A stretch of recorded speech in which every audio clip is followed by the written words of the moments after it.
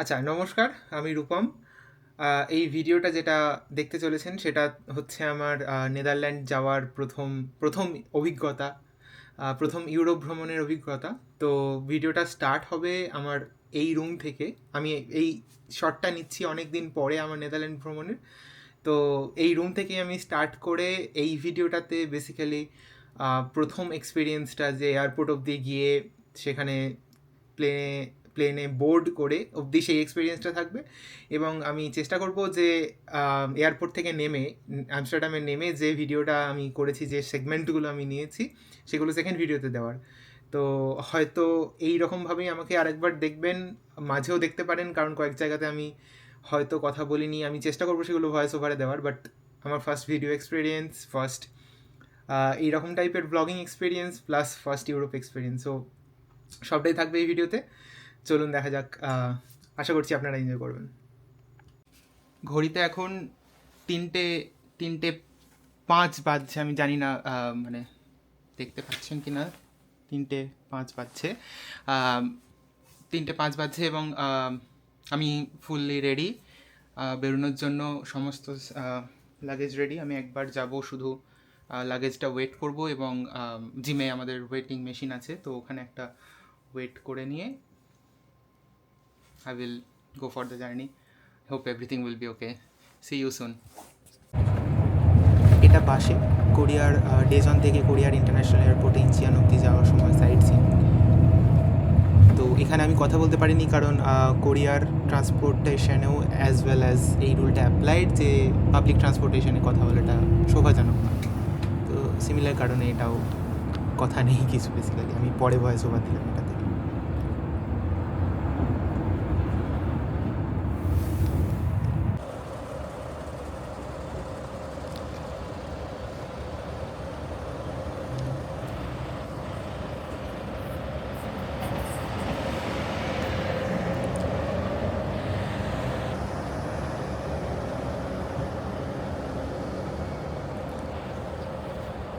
একটা রেস্টিং প্লেসে এসে বাসটা দাঁড়িয়েছে, ওই যে আমাদের বাস হলুদ কালারের। তো হয়তো 5-10 মিনিটের ব্রেক, এবং এখান থেকে আশা করছি আরও 1 ঘন্টার মতো লাগবে এবং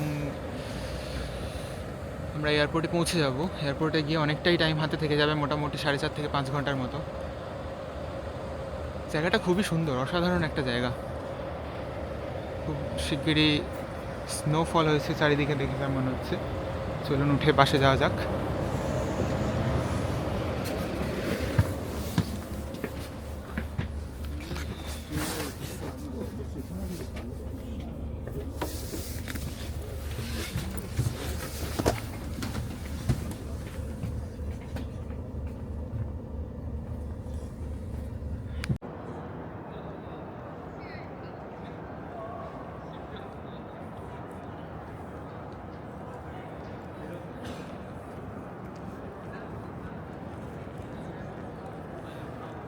এখন ইনচিয়ন এয়ারপোর্টে আছি, সমস্ত লাগেজ আমার সাথে। নেদারল্যান্ডস যাওয়ার জন্য ফুললি প্রিপেয়ার্ড। সামনে বুলেটিন বোর্ড আছে, ওখানে গিয়ে চেক করতে হবে যে আমার ফ্লাইট কটার সময় আছে। সো খুবই এক্সাইটেড লাগছে, এক্সাইটেডের থেকেও বেশি ইমোশনাল লাগছে। প্রথম কথা তো অ্যাস্ট্রোফিজিক্সের একটা পড়ার ইচ্ছা, গ্রহ নক্ষত্র সম্বন্ধে জানার ইচ্ছা, সেটা আজকে আরও এক ধাপ উপরে যেতে চলেছে এই ট্রিপটার মাধ্যমে, স্কুলটার মাধ্যমে। তার সাথে সাথে ছোটো বয়সের একটা স্বপ্ন, সুইজারল্যান্ড যাওয়ার, সেই স্বপ্নটা আজ পূরণ হওয়ার দিকে এক ধাপ আমি এগিয়েছি।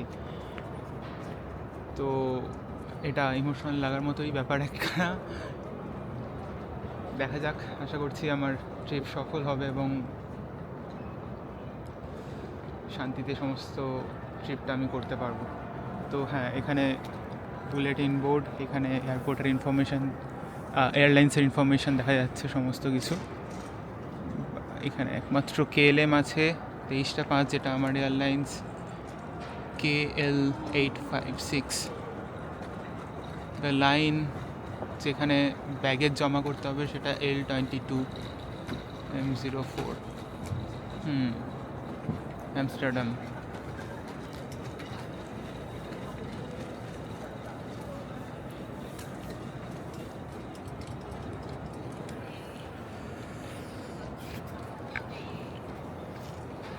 এখনও ভাবতে ঠিক মানে ভেবে উঠতে পারছি না জিনিসটা যে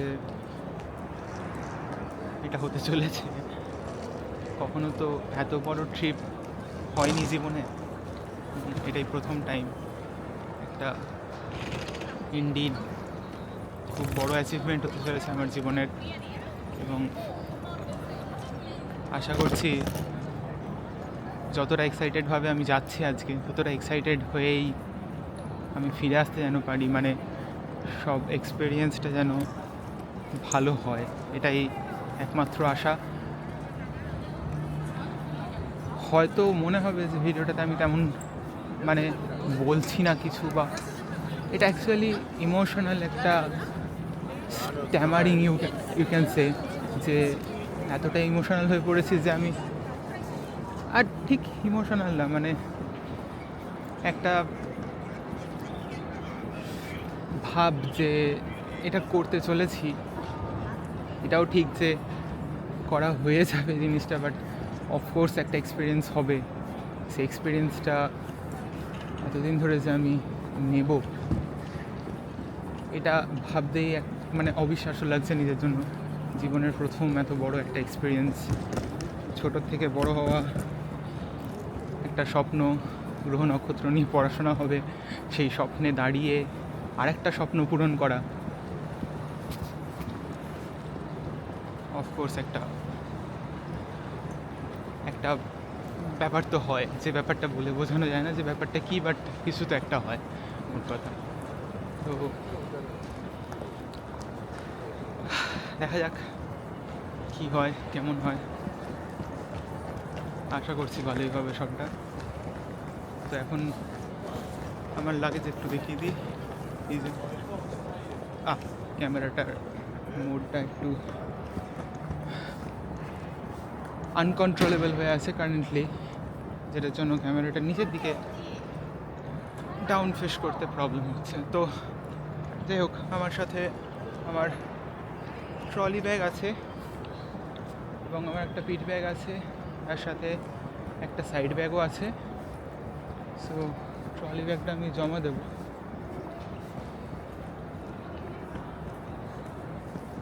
L22 M04 এই নাম্বারে কাউন্টারের মধ্যে জমা নেওয়া হবে। সো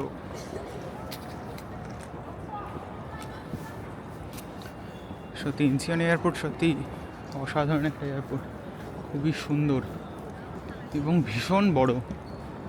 কোরিয়ার ইন্টারন্যাশনাল এয়ারপোর্ট এটা, so makes sense kind of.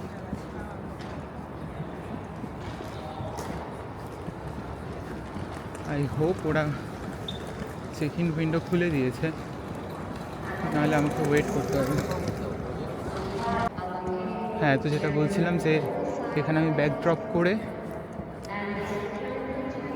Security check যদি হয়ে যায় তাড়াতাড়ি, ভেতরে গিয়ে I have to take some food. ভীষণ খিদে পেয়েছে, মানে কালকে শুধু না, লাস্ট 3 দিন ঠিক মতো করে ঘুম হয়নি, খুবই কম করে ঘুম হয়েছে। তো তার সাথে আজকে সকালে খাওয়াটাও খুব কম হয়েছে, তাই জন্য কিছু একটা খেতে হবে। তো আমি চেষ্টা করি যত তাড়াতাড়ি সিকিউরিটি চেকিং কমপ্লিট হয়ে যায় তত তাড়াতাড়ি গিয়ে কিছু একটা খাবার খাওয়ার জন্য। Once again just to confirm,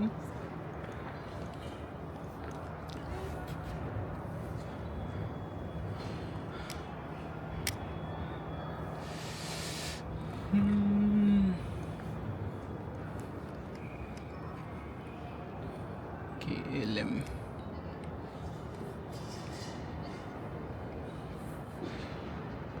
ওকে। এখানে এই মুভমেন্টে শো করছে না মোস্ট প্রবাবলি, আর নাহলে আমি দেখতে পাচ্ছি না কোনো একটা। তবে যা দেখেছিলাম তাতে L22 থেকে M04 অবধি নিচ্ছে, এবং আমরা ড্রপ আউট পয়েন্টের সামনেই দাঁড়িয়ে আছি। তো আমি ব্যাগেজ ড্রপ করি, দেখি সিকিউরিটি ক্লিয়ার করি, দিয়ে আবার কথা হবে।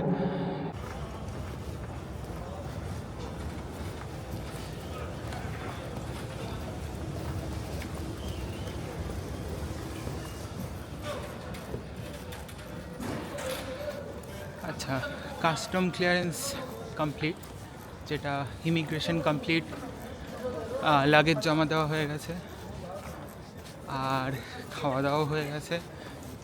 একটা ব্যাপার হলো এইমাত্র, যেটা হচ্ছে আগেরবার তাইওয়ান যাওয়ার সময় একটা, এটা যেতে মানে এদের বিজনেস স্ট্র্যাটেজিটাই এরকম যে লোকজনের ভিড়ের মধ্যে একটা করে পারফিউম বিক্রি করার জন্য একটা কার্ডে পারফিউম দিয়ে ওরা ডিস্ট্রিবিউট করে। যদি আপনার ভালো লাগে তো আপনি এসে নিতে পারেন। তো সেই মতো একটা পারফিউম কার্ড জাস্ট আমি ধরেছিলাম। এই একটা কার্ড ধরাতেই যে আজকে 10,000 টাকা খুশি হবে তাকে জান। যাই হোক, তো সেই কার্ডটা নিয়ে জাস্ট রেখে দিয়েছিলাম। আমার তখন সেই মোমেন্টে খুব একটা ভালো লাগেনি। তারপরে বাড়িতে ছিল, ডেস্কের ওপর ছিল, সেটাকে বেশ কয়েকদিন ধরে সেটার যখন আমি গন্ধটা নিলাম এত সুন্দর লাগলো। মানে আমি জানি না, আমার এই একটা ব্যাপার আছে, পারফিউম যদি একটু ভালো লাগে না, আমি নিজেকে আটকাতে পারি না, কেন জানি না। তো গন্ধটা বেশ ভালো লেগেছিল। ব্যাপারটা হয় যে আজকে বেরোনোর আগে অবধিও যখন আমি পারফিউমটা শুঁকছিলাম সেটা বোঝা যাচ্ছিল, পাওয়া যাচ্ছিল ভালো ভালো মতনভাবে। কিন্তু আমি এখানে আসার পরে, টার্মিনালে আসার পরে, এখানে পকেটে রাখার পরে গন্ধটা পুরো উবে যায়। মানে হয়তো 1%ও নেই এরকম অবস্থা। তার উপরে যখন আমি দোকানের কাছে গেলাম, যে দোকানটা বিক্রি হচ্ছিল, সেই দোকানের কাছে যখন গেলাম সেখানে তো আরও অনেক পারফিউমের স্মেল একসাথে, সো জিনিসটা স্পট করতেই পারা যাচ্ছিল না। তো বিভিন্ন রকম পারফিউম যিনি ছিলেন কাউন্টারে, তিনি আমাকে দিলেন অনেকগুলো পারফিউম, মানে ইয়ে করে করে টেস্ট করে করে ঠিক মন পছন্দ মতো হচ্ছিল না। শেষে একটা আমি যখন বললাম যে আমি ডিসেম্বরে এসেছিলাম, তখন বললো যে এই পারফিউমটা বাইরে দেওয়া হচ্ছিল, সেটা নিলাম, সেটা আর একটা কার্ডে দিল। মনে হলো যেন হালকা সেম। তো সেটা নিয়ে আমি বললাম যে বাইরে যাচ্ছি, আমি বাইরে গিয়ে ট্রাই করে দেখছি। তো বাইরে এসে যখন ট্রাই করলাম তখন সেই কার্ডটা আর একটা পুরনো কার্ডের সাথে, মানে আগে যে কার্ডগুলো পারফিউমগুলো দিয়েছিলো সেটার সাথে গুলিয়ে গেল আমার। বুঝতে পারলাম না যে কোন পারফিউমটা কোনটা। দিয়ে ভেতরে গিয়ে আমি বললাম যে যেটা আপনি শেষে দিলেন সেটাই এটা। তারপর আমি একবার কনফার্ম হওয়ার জন্য যখন বললাম যে একবার চেক করুন, তখন উনি দেখালেন যে যেটা শেষে ছিল সেটা আসলে সেটা না, যেটা আমার রিসেন্ট পছন্দ হয়েছে। বাইরে এসে আমি পুরনো পারফিউমের গন্ধটা কমপ্লিটলি ভুলে গেছি, আমার মাথাতেই নেই, একটুও আইডিয়া নেই পুরনো পারফিউম কোনটা ছিল। এখন এতগুলো পারফিউমের মধ্যে নতুন আবার একটা পারফিউমের গন্ধ ভালো লেগে গেল। তো আরও একটা আনফর্চুনেট ব্যাপার হচ্ছে যে আমি যেটা আমাকে লাস্টে দিয়েছিল পারফিউম, সেই লাস্ট পারফিউমটার উপরে 15% ডিসকাউন্ট ছিল, যেটা যেটা পছন্দ হয়েছে সেটার উপরে ছিল না। তো সবটাই ঘেঁটে লিটারালি $122 একটা 75 ml পারফিউম কিনে ফেললাম। এই যে কেন পয়সা থাকে না আমার কাছে এবার বুঝতে পারছি ভালোই। যাই হোক, কিনে ফেলেছি। আমি অনেক ভেবে দেখলাম যে কী যে ভাবলাম জানি না, মানে মোট কথা খুব ভালো লাগলো, কিনে নিলাম। এবার নেদারল্যান্ডস যাচ্ছি, সুইজারল্যান্ড যাচ্ছি, বাসটা কীরকম খাবো বুঝতেই পারছি হালকা হালকা। পয়সাই থাকবে না হাতে হোটেলে পে করার পরে, মনে হচ্ছে না কিছু থাকবে বলে। তো দেখি, একটা ব্যাপার হচ্ছে যে, আচ্ছা আমি সামনেটা দেখাই, একটু দেখাতে বলছি। ইন্টেরিয়রটা খুব সুন্দর। তো একটা ব্যাপার হচ্ছে যে আমি আমার হোটেল বুক করা ছিল বলতে আমি ওদেরকে জানিয়েছিলাম যেটা, যে আমার হোটেল দরকার হচ্ছে 24th থেকে 31st অবধি। So like 30th রাতটাও included, 31st অবধি। তো আমি 31st অ্যাকচুয়ালি চেক আউট করে দেবো, এরকম আর কি প্ল্যান ছিল। রিসেন্টলি যেটা আমার সুইজারল্যান্ডের একটা ট্রিপটা হয়েছে, সেইটাতে আমি ঠিক করেছি যে 30th রাতে আমি বেরিয়ে যাব। 30th রাতে বেরিয়ে গিয়ে 30th রাতের ফ্লাইট অ্যাকচুয়ালি সুইজারল্যান্ড অবধি আমস্টারডাম থেকে। তো 30তে রাতটা থাকবো না, তো আমি হোটেলে একটু রিকোয়েস্ট করে দেখবো যদি ওরা 30th রাতটা ক্যান্সেল করে, তাহলে আমার এই পারফিউমের যে খরচাটা, সেই খরচাটা অ্যাটলিস্ট কভার হয়ে যাবে, একটু মনটা শান্তি হবে। But I am not sure কী হবে। সো দেখা যাক, যদি লাক ফেভার করে, যদি ওরা অ্যালাউ করে অফকোর্স, তাহলে সেরকম কিছু হলেও হতে পারে, যদি সেভিংস করতে পারি একটু। তবে হ্যাঁ, একটা ব্যাপার হচ্ছে যে আমাদের চেক আউট হচ্ছে 11টার সময়। যদি চেক আউটের পরে আমাকে ব্যাগেজ রাখতে না দেয়, তাহলে সেক্ষেত্রে আমাকে লাগেজটা নিয়ে যেতে হবে। সেই ক্ষেত্রে লাগেজটা ক্যারি করা, সেটা একটা ব্যাপার হয়ে যাবে। তবে অফকোর্স আম প্রিটি শিওর যে আমি ওই একটা,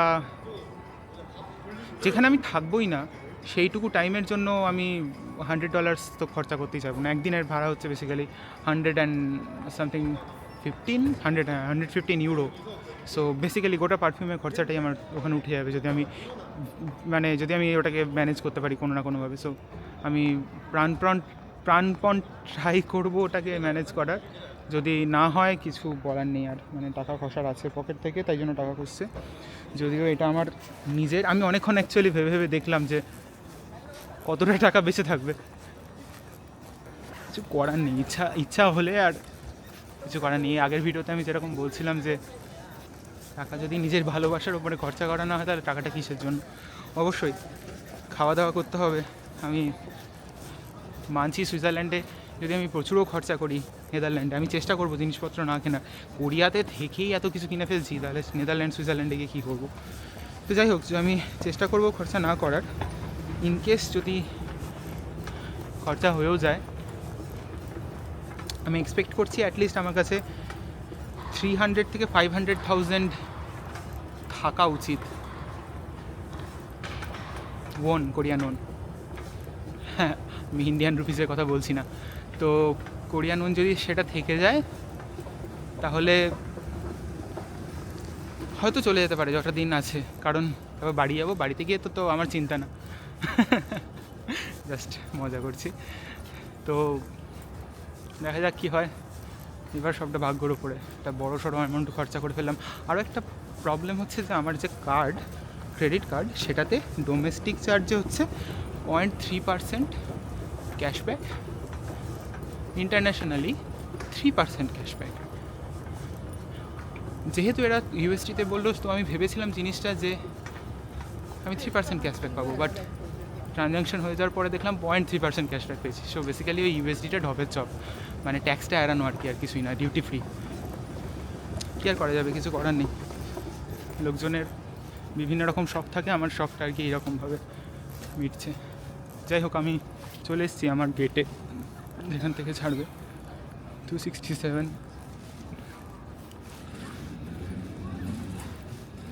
পিছনের দিকে গিয়ে হালকা করে বসি। পিছনে আর কোথায় বসবো, সবটাই তো কভার্ড আপ।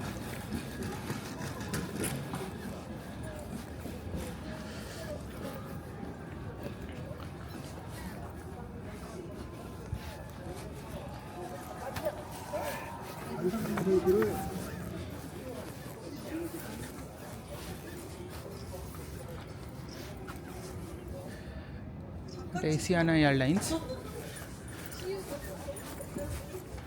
এই জায়গাটা বেশ খালি আছে, এখানটা বসে একটু বক করা যেতে পারে। তো হ্যাঁ, এশিয়ানা এয়ারলাইন্স আমার এয়ারলাইন্স নয়, আমার KLM আই গেস এই গেটটাতে আসবে, যেটাতে এখনও কিছু নেই এবং আশা করছি কিছুই দেখা যাচ্ছে না। সো বসা যাক। আচ্ছা, এরপরে যে পার্টটা আমি রেখেছি, এই পার্টটাতে নিজের একটা সেলফ ইন্ট্রোডাকশন টাইপের আছে। তো আপনারা যারা অলরেডি আমাকে চেনেন তাদের তো আর দরকার নেই, আর সত্যি বলে জাস্ট নিজের ব্যাপারে আছে। যদি আপনার ইন্টারেস্টেড হন তো অবশ্যই শুনুন, অবশ্যই দেখুন। আর না হলে এইটা মনে হয় সেলফ ইন্ট্রোডাকশনটা প্রায় 15 মিনিটের মতো আছে, তো 15 মিনিট মতো মোটামুটি স্কিপ করে যান। দিয়ে তারপরে যারা শুধুমাত্র যাওয়ার এক্সপিরিয়েন্সটা, ঘোরার এক্সপিরিয়েন্সটা নিতে চাইছেন, তারা 15 মিনিট পরে গিয়ে তারপরে দেখুন। আর বেশিক্ষণ নেই, এরপরে জাস্ট বোর্ডিংটা আছে, তো দেখুন।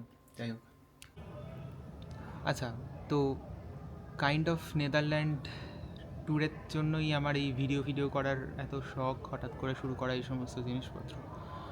তো এখন আমি এই এয়ারপোর্টে বসে আছি, আমার ফ্লাইটের জন্য অপেক্ষা করছি, এখনও 2 ঘন্টার মতো বাকি আছে ফ্লাইট।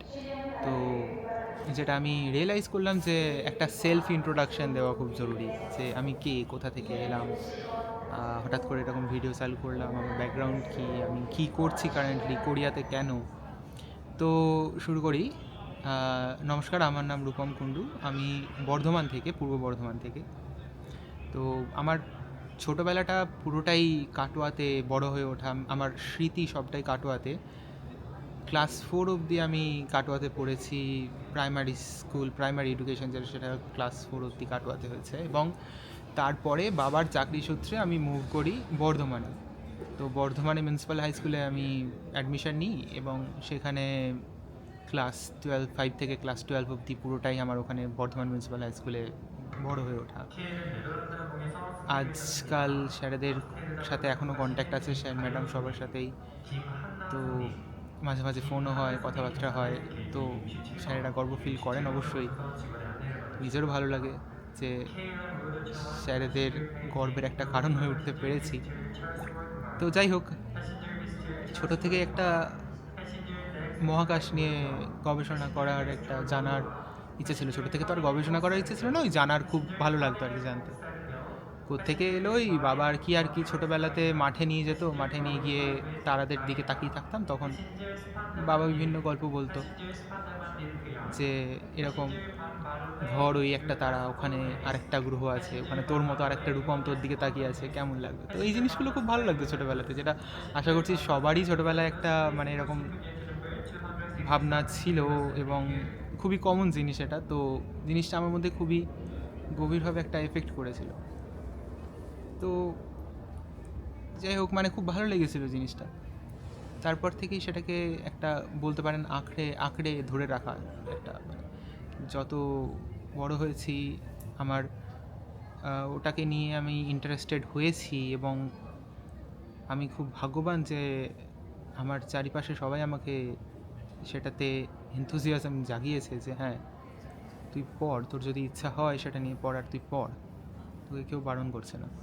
তো সেটার জন্যই ইনফ্যাক্ট বাবা মায়ের সাহায্যটা তো প্রচুর, মানে প্রত্যেকটা ধাপে ধাপে। তো তারপরে পড়াশোনা চালিয়েছি এবং স্কুল শেষ হওয়ার পরে আমি আইজারে ভর্তি হই, Indian Institute of Science Education and Research, Berhampur, ওড়িশাতে। তো আইজারে 4 বছর প্র্যাকটিক্যালি 4 বছর কাটে, তার মধ্যে কোভিড তো 2 বছর ছিলই, সেটা 1.5-2 বছর ছেড়েই দিন। তো 4 বছর কাটার পরে 5 বছরের কোর্স, লাস্ট বছরটা আমি যাই Mumbai tata institute of fundamental research, TIFR। সেখানে আমার মাস্টার থিসিসের রিসার্চ হয় 1 বছর কন্টিনিউয়াস। তো সেখানে আমি মাস্টার থিসিস করি এবং আমার গবেষণা করার যে মূল ইচ্ছা, মূল কামনা বাসনা সবটাই প্রথম রূপ নেয় ওখানে মুম্বাই আমার মাস্টার থিসিসের সময়। আমি কাজ করি সদ্যজাত, লাইক সবে জন্মাচ্ছে এরকম তারাদের ওপরে, এবং সেই তারারা কীরকমভাবে গ্রহ ধারণ করে, গ্রহর তৈরির কী কী উপাদান, সেগুলোর কিভাবে তারা বড় হয়ে ওঠার সাথে, তারার ইভলিউশনের সাথে সেই উপাদানগুলো কিভাবে ইভলভ করে, কিভাবে চেঞ্জ হয়, সেগুলোর কম্পোজিশন, সেই সমস্ত ব্যাপারে আমি কাজ করি। কাইন্ড অফ বলতে পারেন অ্যাস্ট্রোকেমিস্ট্রি। তো আমাদের আমাদের আমাদের সৌরজগতের থেকে একটা সার্টেন ডিস্টেন্সের মধ্যে যতগুলো সৌরমণ্ডল আছে, যতগুলো মণ্ডল যেখানে তৈরি হচ্ছে, সৌরমণ্ডল বললে ভুল হবে, যেখানে তারা তৈরি হচ্ছে, বার্থ প্লেস অফ স্টার্স, সেই সমস্ত জায়গাগুলোকে আমি ইনভেস্টিগেশন করি স্পিটজার স্পেস টেলিস্কোপের ডাটা নিয়ে। তো সেইটার উপরে আমার কাজ হয় এবং তারপরে ওটা যখন মাস্টার থিসিস যখন শেষ হয়, আমি তারপরে বিভিন্ন জায়গাতে PhD অ্যাপ্লাই করতে থাকি। এবং কোরিয়াতে আমি যে ইনস্টিটিউটের student, Korea astronomy and space science institute, এখানে একজন প্রফেসর, তিনি গ্রহ কীভাবে তৈরি হয় তার উপরে একটা PhD পজিশন খোলেন। তো আমি তাকে মেল করি এবং তাকে জানাই যে আমি এই ব্যক্তির সাথে মুম্বাইয়ে কাজ করেছিলাম, এবং খুবই কোইন্সিডেন্টালি তিনি ওই ব্যক্তির সাথে, যার সাথে আমি মুম্বাইয়ে কাজ করেছিলাম, যার আন্ডারে কাজ করেছিলাম, তার সাথে অলরেডি কাজে যুক্ত ছিলেন। তো তিনি বলেন যে অবশ্যই আমি ইন্টারেস্টেড তোমার ব্যাকগ্রাউন্ডে, তোমার কাজে, তো তুমি অ্যাপ্লাই করো। তারপর যদি ইন্টারভিউ মানে আমাদের কাশির যে বোর্ড, তারা যদি মনে করেন তোমার অ্যাপ্লিকেশান অ্যাপ্রুভ করার, তো তোমাকে ইন্টারভিউতে কল করা হবে অবশ্যই, তো তুমি অ্যাপ্লাই করো।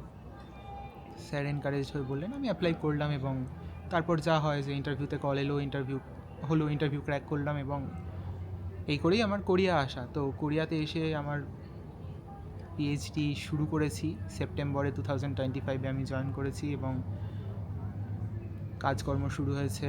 আমি আমার যে মেন টপিকের কথা বললাম সেটার পাশাপাশি আরও অন্যান্য গবেষণাও শুরু করেছি।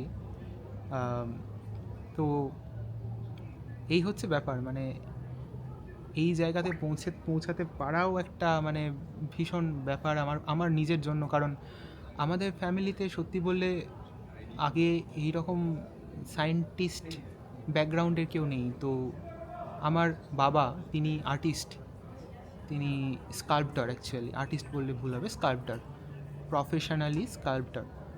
তো আর আঁকাঝোঁকার সাথে সাথে স্কাল্পচার সবটাই আমি ছোটো থেকে দেখে বড় হয়েছি। আমার দাদুর ব্যবসা আছে। আমাদের পরিবারে আমার ছোটো দাদু যে, তার গান বাজনায় শখ। তো এই রকম একটা মিক্সড ফ্যামিলি থেকে একজন সায়েন্টিস্ট হওয়া, এটা আমার বাবা মার জন্য খুবই অবাক করা একটা ব্যাপার। তো আমার যেটা ব্যাপার যে আমি আমার ইচ্ছাটা, আমার ভালোবাসাটাকে ধরে রাখতে পেরেছি, এটাই আমার জন্য মানে ভীষণ একটা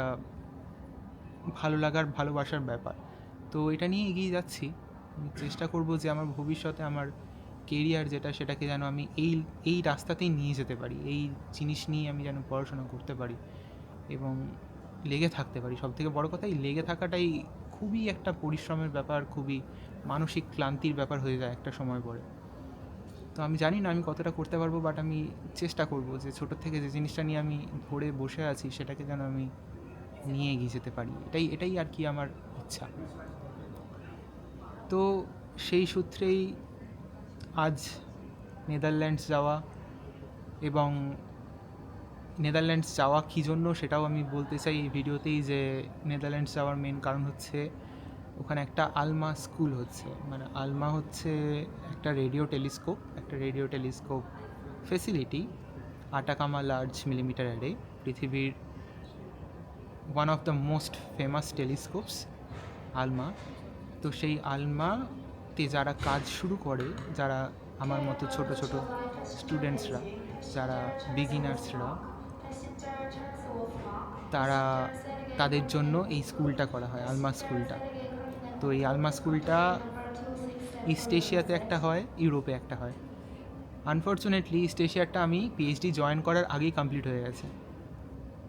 two be honest, that's fortunate for me, তাই জন্যই আজকে আমি ইউরোপে যেতে পারছি। তো তাই জন্যই আমার যে আমার যে অ্যাডভাইসার, তিনি আমাকে পারমিশন দিয়েছেন যে হ্যাঁ তুমি যাও, গিয়ে স্কুলটা অ্যাটেন্ড করো, শেখো। এবং আমরা সবাই আশা করছি, মানে আমি, আমার পিআই, আমার গ্রুপে যারা সদস্যরা আছে, সবাই আশা করছি যে এই স্কুলটা আমার জন্য বেনিফিশিয়াল হবে, আমি শিখে আসতে পারবো এবং ফিউচারে যদি আলমা ডাটা নিয়ে কাজ করি, এটা আমি খুবই বেনিফিশিয়াল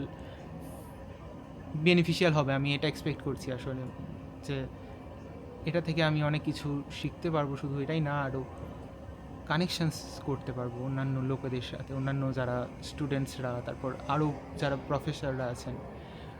সবথেকে মজার ব্যাপার হচ্ছে যে আমার পিএইচডি শুরু করার যে মোটিভেশনাল টপিক, সেই টপিকের যিনি অথার, তিনি ওই ইউনিভার্সিটিরই একজন প্রফেসর, যে ইউনিভার্সিটিতে আমি যাচ্ছি। তো আশা করছি তার সাথেও দেখা করার সুযোগ হবে। এটা জাস্ট আশা, কারণ তিনি স্কুলে পার্ট নিচ্ছেন না। যদি তার সাথে দেখা করার সুযোগ হয়, সেটা আমার পক্ষে খুবই সৌভাগ্যজনক একটা ব্যাপার হবে।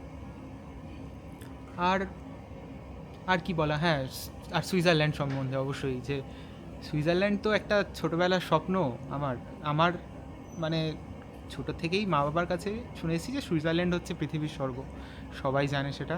এবং খুবই একটা বড়সড় জায়গা, মানে খুব পয়সাধারী লোক না হলে কেউ যেতে পারে না, এরকম একটা ব্যাপার। তো যখন আমি প্রথম স্যারের কাছে শুনলাম যে আমি ইউরোপ যাব, একটা ইউরোপ যাওয়ার একটা চান্স আছে, আমার প্রথম মাথায় এটাই ছিল যে আমি যদি ইউরোপ যাই, কোনো না কোনোভাবে আমি সুইজারল্যান্ড একদিনের জন্য হলেও ঘুরে আসবো। ফর্চুনেটলি আমি ছুটিটা অনেক পেয়েছি, মানে মোর দ্যান 1 ডেজ আমি 3 দিনের জন্য সুইজারল্যান্ডে থাকছি। এটা একটা ভীষণ ভীষণ ভীষণ বড় ব্যাপার আমার জন্য। মানে যে জিনিসটাকে আমি ছোটোর থেকে স্বপ্ন দেখে এসেছি, আমার যে ইনস্টাগ্রাম অ্যাকাউন্ট, তাতে আমি আগে আগে প্রায় স্টোরি দিতাম সুইজারল্যান্ডের ছবিগুলো নিয়ে, মানে যখন কলেজে ছিলাম, যে একটা মানে খুব ভালো লাগতো নেচারটা, তো স্টোরিতে দিতাম, খুব পছন্দের ছিল। তো নিজের কাছে তারপর বিভিন্ন সময় যখন কোভিড টাইমে বাড়িতে ছিলাম, খাবার সময়, লাঞ্চ ডিনার যে সময় বলুন, বা কোনো সময় ফ্রি পেলে এসে ওই টিভিতে সুইজারল্যান্ডের ভিডিও চালিয়ে, সুইজারল্যান্ডের ট্রেন রাইড, এই গোল্ডেন এক্সপ্রেস, এইগুলো মানে একটা স্বপ্ন টাইপের, যে এইগুলো হয়তো হবে না আমার দ্বারা কোনো দিন। বা ধরুন পিএইচডি শুরু করার আগে যে সময়টা, এই সময় এই সমস্তগুলো দেখতাম, মনে মনে ভাবতাম কোনো দিন কি সুযোগ হবে এই জিনিসটার। তো এটাই বলা যে আজকে এয়ারপোর্টে বসে আছি এবং আমি আমার almost everything is done. Amsterdam থেকে সুইজারল্যান্ডের টিকিটও হয়ে গেছে, এবং যে গোল্ডেন এক্সপ্রেসের কথা আমি মাত্র বললাম সেটার টিকিটও হয়ে গেছে, কেটে নিয়েছি, এবং আমার হাতে সাফিসিয়েন্ট ফান্ডও অ্যাভেলেবেল থাকবে after paying all the charges. তো আশা করছি সুইজারল্যান্ডটা ঘুরতে পারবো মনের মতোভাবেই, যেভাবে টিভিতে এতদিন দেখে এসেছি, গোল্ডেন এক্সপ্রেস, সেই প্যানারোমা ভিউ। হ্যাঁ, আমি প্রেস্টিজ ক্লাসে সিট কেটেছি, একদম ম্যাক্সিমাম জিনিসটা সেই ক্লাসেই, মানে বসে যাব সাইডে সিন দেখতে দেখতে। এটা একটা অকল্পনীয় ব্যাপার। আমাকে ধরুন এই জিনিসটাই যদি 2-3 বছর আগে কেউ বলতো যে আমি আজকে এরকম কোরিয়ার ইন্টারন্যাশনাল এয়ারপোর্টে বসে অ্যামস্টারডামের জন্য যাচ্ছি, যেখান থেকে আমি তারপরে আলমা স্কুল অ্যাটেন্ড করে লেডেন ইউনিভার্সিটিতে, Leiden university is one of the most prestigious universities in the entire world. So সেখানে আলমা স্কুল অ্যাটেন্ড করে আমি তারপর সুইজারল্যান্ড যাব, এটা আমি যদি আজকে নিজে টাইম ট্রাভেল করে গিয়ে আমার ছোটোবেলার কাউকে বলে আসি, আমার ছোটোবেলার নিজেকে বলে আসি, সে বিশ্বাস করবে না। যাই হোক, সবটাই হচ্ছে ভাগ্যের খেলা। আর কিভাবে যে আপনি যেটা চাইবেন সেটা হয়ে যাবে, সেটা আপনি কোনোভাবে ধারণা করতে পারবেন না। এটা হচ্ছে আমার জীবনের একটা বড় উপলব্ধি। মানে আমি যে জিনিসগুলো চাই, যেটা আমার জন্য উচিত, সেই জিনিসটা আমি পাই। আমি কিন্তু হয়তো আরও ভালো ইউনিভার্সিটিতে পড়তে পারতাম, কিন্তু সেখানে আমি পড়ছি না। আমি একটা সায়েন্স রিসার্চ ইনস্টিটিউটের PhD student, not educational institute, of course it's a research institute. তো আজকে অনেক বড় বড় ইউনিভার্সিটির নাম করতেই পারি যেখানে আমি ইচ্ছা আমার ছিল, কিন্তু হয়তো সেই সমস্ত জায়গায় গেলে আমি ঠিকমতো সুটেড হতে পারতাম না, বা যেটা এক্সপেক্ট করছি সেটা পেতাম না, বা যেরকম এনভায়রনমেন্টে আমি থাকতে পারবো সেটা হতো না। কোরিয়ার মানুষ ভীষণ ভীষণ respectful peoples, they respect each and every one without any thought. So এই জিনিসটা আমার জন্য খুব একটা পজিটিভ জিনিস।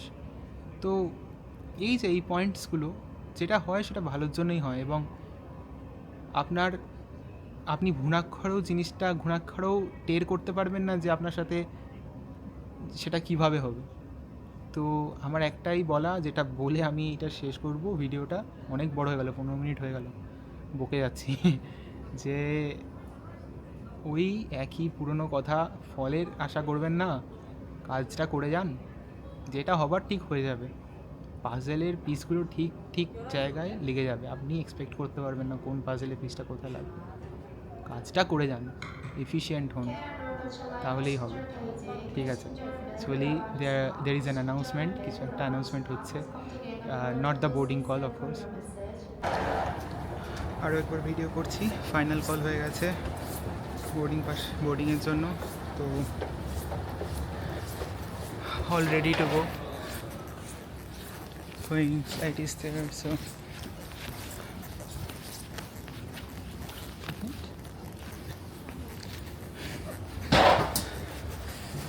ফ্লাইট এই যে দাঁড়িয়ে আছে সাইডে, আমি জানি না কতটা দেখা যাচ্ছে, বাট হ্যাঁ খুবই reflective surface, so excited for the long journey and tired as well.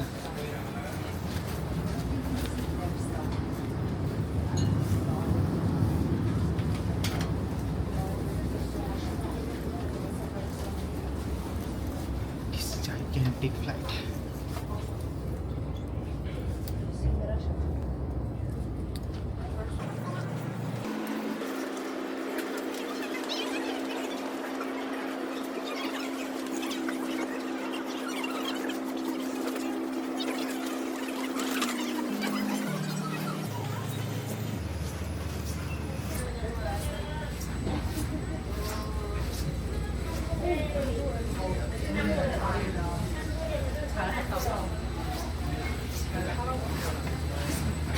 Just look at the size. Huge.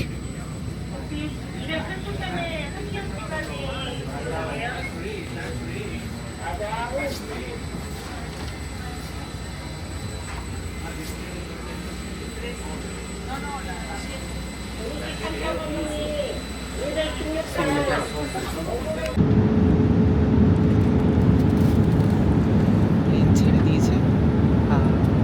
Plane ছাড়তে মোটামুটি 1 ঘন্টার মতো দেরি হলো, কারণ প্লেনের উইংসে বরফ জমে গেছিলো এবং সে সমস্ত পরিষ্কার করে তারপর ছাড়তে সময় লাগলো। এখন মোটামুটি 12:30টার মতো বাজছে এবং আশা করা যাচ্ছে 14 ঘন্টার ফ্লাইট মোটামুটি।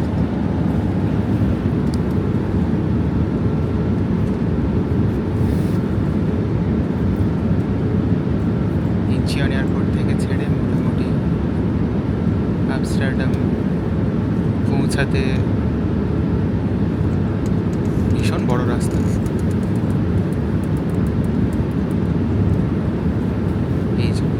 এই হচ্ছে আমাদের লোকেশন। ভীষণ বড় রাস্তা, জানি না তখন কী করবো, হয় ঘুমাবো, নাহলে সিনেমা দেখবো, নাহলে একটু পড়াশোনা করবো। কানগুলো বুঝে যাচ্ছে, প্রচণ্ড অ্যালটিটিউড, প্রেশার প্রচণ্ড কম এয়ারে এখানে, তো প্রেশার স্টেবিলাইজ করা হয়েছে কিন্তু বডির সাথে ম্যাচ করছে না। যা হয়, see you later.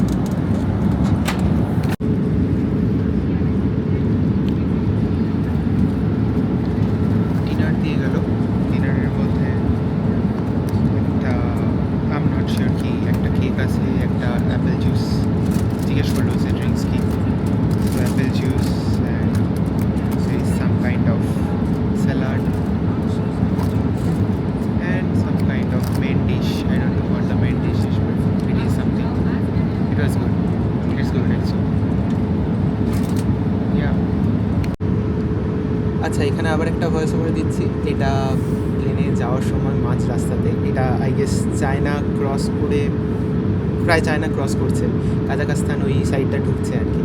তো যেতে যেতে মাঝ রাস্তাতে এই সময় কেবিন পুরো শান্ত ছিল, তাই জন্য আমি কথা বলার কোনো উপায় পাইনি, তাই জন্য এখন ভয়েস ওভারটা দিলাম।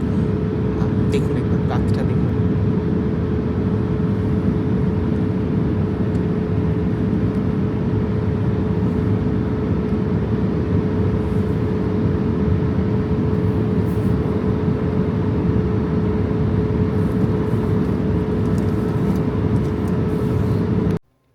আচ্ছা, এই প্রথম ভিডিওটা আমি এখানেই শেষ করছি। আবার দ্বিতীয় ভিডিওতে আমি এরপরে অ্যামস্টারডামে নেমে তারপরে ওখানকার এক্সপিরিয়েন্স, র ফার্স্ট এক্সপিরিয়েন্স যেটা একদম, সেটা সেকেন্ড, তারপরে এরপরে ভিডিওটাতে দেখাবো।